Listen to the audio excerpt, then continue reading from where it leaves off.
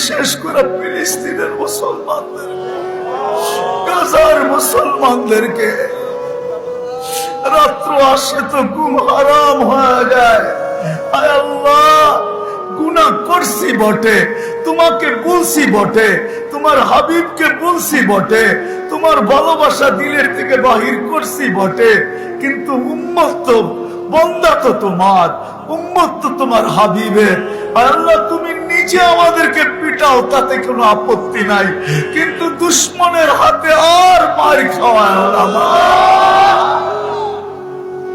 লা তুশমিত বিহাল আদা, লা তুশমিত বিহাল আদা, লা তুশমিত বিহাল আদা। আপনি মারেন, আল্লাহ রীতি তো এটাই। ছেলেও তো বাপকে বলে, গড়ে পিটাই দা, তাতে কোনো আপত্তি ছিল না, বাজারে সবার সামনে গালি দিলা কেন?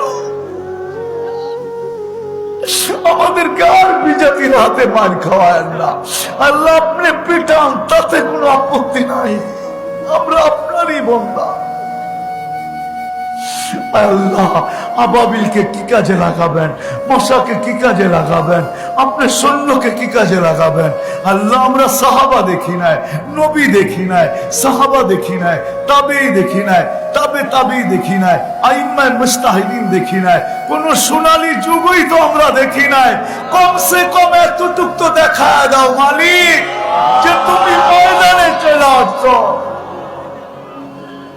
আমাদেরকে কুদরত দেখায় দাও, তোমার কুদরত দেখায় দাও। না হয় কোন বিজাতি এই কথা না বইলা ফেলে যে তোমাদের আল্লাহ কোথায়।